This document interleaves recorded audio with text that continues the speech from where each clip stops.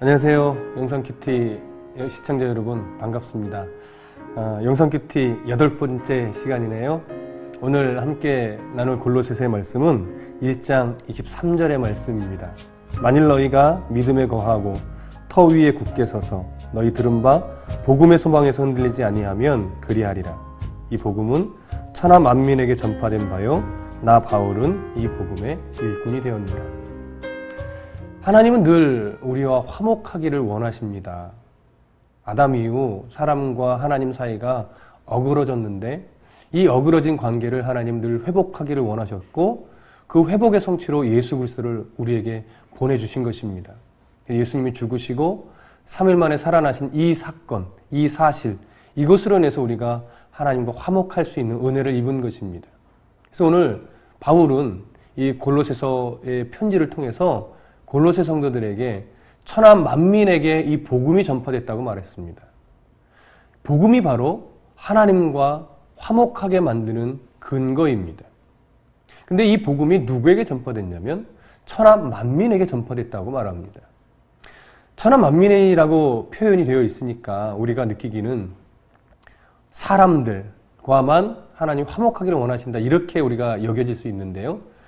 여기 헬라어로 된 이 천하 만민을 보면 단순하게 사람뿐만이 아니라 모든 피조물이 이 범주 안에 들어간다는 것을 알 수 있습니다. 그런 것으로 볼 때 하나님은 아담 이후 사람뿐만이 아니라 이 저주받아서 어그러진 이 자연 만물까지도 하나님의 복음 안에서 회복되고 또 하나님과 화목되기를 원하시는 그 하나님의 마음을 우리가 알 수 있는 것입니다. 그렇기 때문에 그리스도인이 왜 자연을 아껴야 되는가? 왜 자연을 훼손하면 안 되는가 할 때 그 이유는 단순히 자연을 보호하기 위한 차원을 넘어서서 하나님이 이 모든 세상의 피조물들과 화목하기를 원하시기 때문에 우리는 자연도 아껴야 하는 것입니다. 그것이 그리스도인의 모습이시죠. 하나님께서는 이제 그 마음을 우리에게 주시는데 바울이 그 일을 위해서 그런 화목을 위해서 무엇이 되었다고 오늘 말씀하고 있냐면 복음의 일꾼이 되었다라고 바울은 이렇게 말하고 있습니다. 바로 이 화목을 위해서 바울은 일하고 있다라고 하는 것이죠. 오늘 골로새서에서 이 복음의 일꾼이라는 표현을 할 때 이 복음의 일꾼은 디아코노스라는 말을 합니다. 이 디아코노스는 어떠한 의미의 그 일꾼에 표현되는 말이냐면 먼지 속에서 일하는 사람이라는 그런 의미입니다. 그래서 먼지 속에서 일한다는 게 무슨 의미입니까? 험한 일이라고. 나 험한 일 못해요.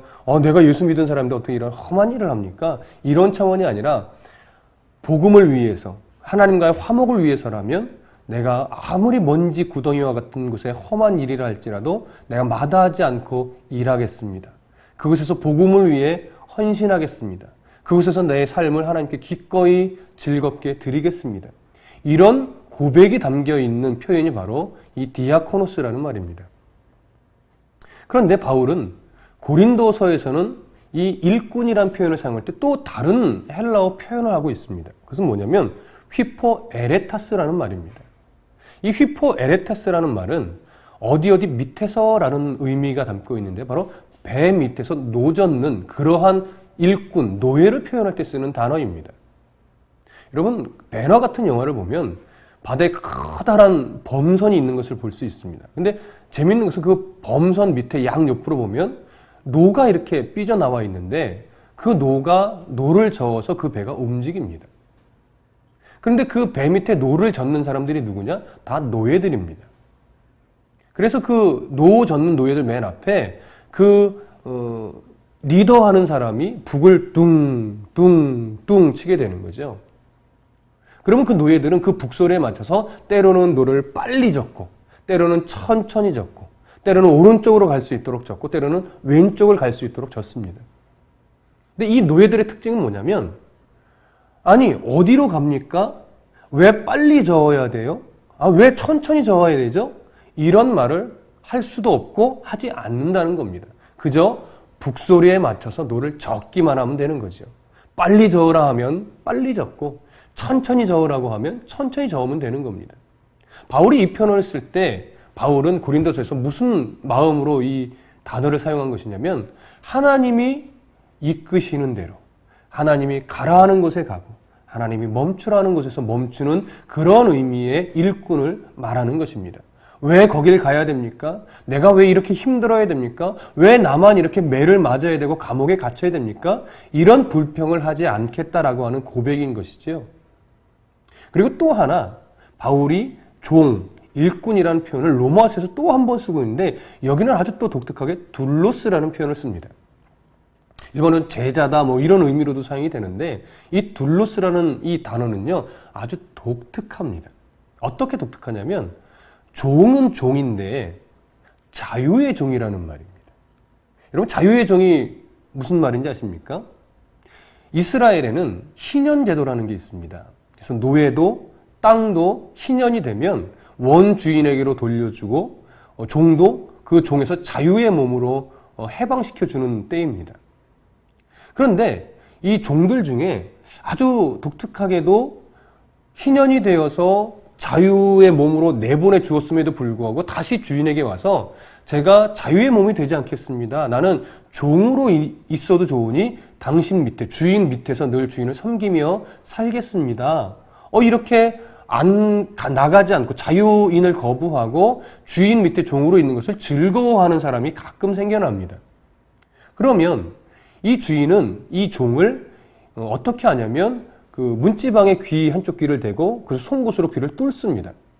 그래서 거기에 이제 보통 귀걸이를 하게 되는데 이 귀걸이를 한 종은 어떤 의미냐면 억지로 매여 있는 종이 아니라 자기가 원해서 즐거이 자유의 종이 된 기쁘게 종이 된 그런 사람입니다라는 표현이 된 겁니다.